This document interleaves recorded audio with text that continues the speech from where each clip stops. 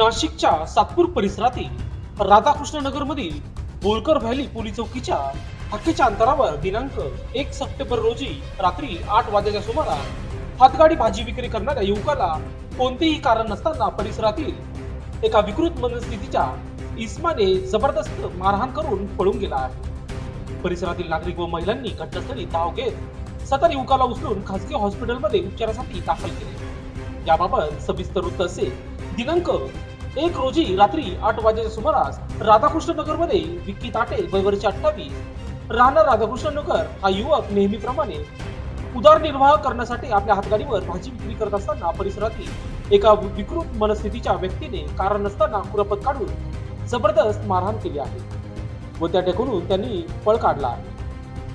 यावर परिसरातील महिला व सामाजिक कार्यकर्ते इंद्रमान सांगळे यांनी धाव घेऊन त्यास हॉस्पिटलमध्ये उपचारासाठी दाखल केले। घटनेबाबत तक्रार देण्यासाठी राधाकृष्ण नगरातील नागरिकांनी सामूहिकरित्या रात्री 9 वाजता बोलकर व्हॅली पोलीस चौकीत तक्रार करण्यासाठी गेले, परंतु पोलीस चौकी बंद होती। त्यामुळे नागरिकांनी संताप व्यक्त करीत पोलीस चौकी बाहेर ठिय्या आंदोलन करत पोलीस चौकी पूर्ण वेळ सुरू करा अन्यथा बंद करा अशी मागणी यावेळी करण्यात आली। यावर इंद्रमान सांगळे यांनी सातपूर पोलीस ठाणे स्टेशनमध्ये संपर्क केला असता तब्बल 2 तासाने पोलीस अधिकारी व कर्मचारी पोलीस चौकीवर आले व घटनेची माहिती घेतली। पोलीस अधिकारी यांनी महिला नागरिकांनी समजूत काढत संबंधित गुन्हेगाराविरोधात लेखी तक्रार देण्यास सांगून गुन्हेगारावर कठोर कारवाई करणार असल्याचे पोलिसांनी सांगितले आहे। आज या ठिकाणी राधाकृष्ण नगर मध्ये एका भाजी विक्रेत्यावरती भ्याड असा हल्ला झालेला आहे आणि तो हल्ला करत असताना ज्यांनी हल्ला केलेला आहे तो रहिवासी तिथल्या त्याच गल्लीमध्ये राहत असून त्याचा नेहमी महिलांना त्रास आहे अशा सगळ्या महिलांची या ठिकाणी तक्रार आहे। 100च्या वरती महिला इथं 2 तासापासून या पोलीस चौकीच्या समोर ठिय्या मांडून आहे। मी पोलीस खात्याला विनंती करतो, ही चौकी जी बांधलेली आहे ती फक्त शो म्हणून बांधलेली आहे का? इथं कुठलाही कर्मचारी नसतो आणि हा एक प्रकारे या गुन्हेगार प्रवृत्तीच्या लोकांचा हा एक अड्डा झालेला आहे आणि पाण्याच्या टाकीखाली नेहमी बघितलं की तिथं मुलं गांजा दारू असे सगळे सेवन करणारे मुलं तिथं बसलेले असतात। येणाऱ्या जाणाऱ्या मुली महिला यांची छेडछाड करतात, शिवीगाळ करतात आणि आम्हाला या चौकीचं ज्यावेळेस या चौकीचं उद्घाटन झालं त्यावेळेस असं वाटलं होतं का खरोखर आपल्याला एक चांगलं इथं एक संरक्षणार्थ आपल्याला या ठिकाणी आपल्या नगरामध्ये चौकी झाली। पण मी सगळ्यांच्या वतीने आता या ठिकाणी सांगू इच्छितो, ही चौकी एक तर बंद करा नाही तर ती कंटिन्यू चालू ठेवा, कारण या चौकीपासून आम्हाला कुठल्याही प्रकारचा न्याय मिळत नाही। उलट या चौकीच्या आडोशाला अनेक गुंड प्रवृत्तीचे मुलं बसलेले असतात। आज या ठिकाणी या नगरामध्ये आज नाही आई नाही बाप नाही तो या नगरात पण आपण विषय असा आहे मिनिटाला की हे जे नगर सेवकांनी जी चौकी बांध त्यांच्या नावाने चौकी हो तुम्ही नगर सेवकांनी या ठिकाणी उपस्थित नाही, तुम्ही त्यांना प्रश्न करशाल का? नक्की करण ना। नगरसेवक जरी आज नाहीये, आता तो त्यांचा काळ संपलेला आहे तरी परंतु शेवटी त्यांना आम्ही नगरसेवक म्हणूनच बघतो, माजी नगरसेवक म्हणूनच बघतो। ते त्यांचं सुद्धा काम आहे का जनतेला नागरिकांना ज्या काही अडीअडचणी असतील कायद्याच्या असतील किंवा नागरिक समस्या असतील त्यांचं निराकरण करणं अशा संकटामध्ये त्यांनी कुठे या ठिकाणी प्रभागामध्ये 4 नगरसेवक फक्त एकच नगरसेवक या ठिकाणी उपलब्ध आहे, बाकीचे 3 नगरसेवक नाही। ज्यांच्या नावाने नगर म्हणजे ज्यांच्या नावाने पोलीस चौकीचं नाव दिलेलं आहे त्या ठिकाणी तर नाहीये। हे प्रकार वारंवार इथं घडताय, तुमचं काय म्हणणं या ठिकाणी? नेहमी हे प्रकार घडताय। अक्षरशः आम्ही ना आता दुसरी केस या ठिकाणची मुलं एकाच्या डोक्यावरती वार केलेला आहे, ती सुद्धा व्यक्ती या ठिकाणी येऊन बसलेली आहे, परंतु तिला न्याय देण्यासाठी किंवा तिचं भांडण काय समजून घेण्यासाठी इथे पोलीस यंत्रणा नाहीये।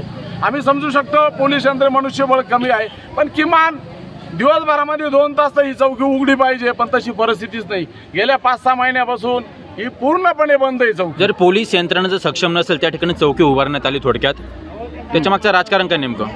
राजकारण नाही, पोलीस चौकीचा उद्देश चांगला होता परंतु त्या पद्धतीने आज तिथली सेवा मिळत नाही आम्हाला पहिल्यापासून का आतापर्यंत नाही। मग सुरुवातीला चांगली झाली, 1-2 वर्ष कर्मचारी राहायचे, दिवसभर राहायचे, पण एवढ्या 1 वर्षभरामध्ये अशी परिस्थिती झाली की इथे कर्मचारीच राहत नाही आणि आता एक कर्मचारी इथून गेले, महिलांना सांगितलं जा इथे काही थांबू नका म्हणे, तुम्हाला यायचं तर तुमचा गुन्हा दाखल होईल, इथं गर्दी करू नका म्हणे। ही अशी जर स्टेटमेंट पोलीस खात्याकडून किंवा पोलीस कर्मचारी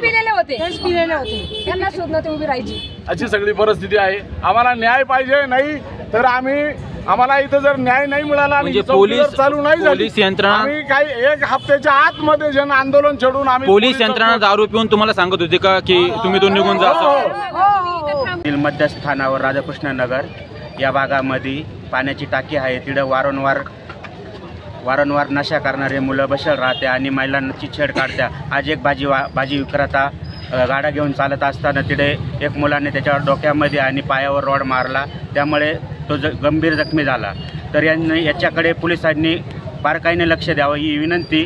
पोलीस चौकी आहे, त्यांचं येणं जाणं आहे, पोलिसांचे भरपूर सहकार्य आहे, पण पोलिसांनी म्हणावं असं सहकार्य करून या लोकांना आळा करावा आणि ही नशाबंदी पूर्णपणे थांबवावी एवढी माझी विनंती पोलिसांना. अशोकनगर मधील जी शांतता ही कायम टिकून ठेवा ही विनंती. हा भाऊ आहे ना, आमच्या गलीत रोज भाजी घेऊन येतो. तो आला आणि त्याने भाजी वगैरे क्लीन चालला होता. याने याला अडवलं, म्हणे काय रे थांब म्हणे. तर हा म्हणे भाऊ काय माझी भाजी मी चालू करेल. नाही म्हणे थापाना हात थांबला नाही, त्याच्यामुळे त्याने लगेच त्याच्या हातावर मारलं, पायावर मारलं, हा खाली पाडला रॉड. आणि खाली पाडल्यानंतर एक माणसाने अडवलं, तर तो याच्या डोक्यातच टाकणार होता, तर त्याने अडवलं आणि त्या माणसाला पण मारायला चालला होता. पोलीस कधी आली इथं? पोलीस आता आले 2 तासांनी. कोणी मारलं तुम्हाला माहिती का? हो गायकवाड आमच्याच गलीत राहतो. काय कारण नेमकं? नेहमी मारतो का? नाही, आज त्याला मारलं, पण तो म्हणे आम्हाला मला काय असं धामधम. तुमच्या चौकीमध्ये पोलीस चौकी आहे, तरी या सगळ्या घटना घडतात का? इथं पोलीस नसता का? नाही, कधी असता पण कधी नसता पण. मग तुमची मागणी काय आता? आमची मागणी आहे आमच्या गलीत असं कायम स्वरूपी चालणारे आमच्या मुली येतात जातात आमच्या गलीतच जातात. आम्ही असं बाहेर आलो एक आता एक तो लांब राहत होता तरी आमच्या गलीत अशी घटना घडली. आम्ही गल्लीतल्या लोकांनी काय करायचं त्याशी सांगा. तुमची मागणी काय आता? आमची मागणी आहे का आम्हाला हे असे घाण आमच्या गलीत नाही पाहिजे, त्यांच्यावर कारवाई झाली पाहिजे.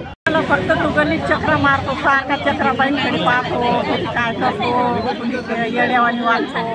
आम्हाला गल्लीत नाहीच पाहिजे. तुमची नेमकी आता मुख्य मागणी काय नेमकी? आम्हाला पोलीस चौकी पण चालू पाहिजे आणि तो गल्लीमध्ये नाहीच पाहिजे. कोणी येत नाही. एवढी आमचं आम्हाला त्याच्यापासून त्रास आहे. आणि असं रॉडने मारलं त्या मुलाला, त्यांच्याकडे चाकू आहे, रॉड आहे, मग संरक्षण कुठे आहे? असं जीव गेला तर कोणी जीव भरून नाही देणार ना. नंतर तुम्ही किती हे करा, काय उपयोग नाही त्या गोष्टीचा. आज त्या मुलाला आई नाही, वडील नाही, आज तो साधा भाजी विकणारा मुलगा आहे. आज त्याला न्याय मिळालाच पाहिजे. आज त्याची वेळ आहे, उद्या आमची पण वेळ आहे, आमच्याच घरासमोर आहे ना. आमचे पण मुलं हे आम्हाला संरक्षण पाहिजे, त्याच्या हातचार नाही पाहिजे, चाकू रॉड नाही पाहिजे. हो पहिल्यांदाच घडला पण काय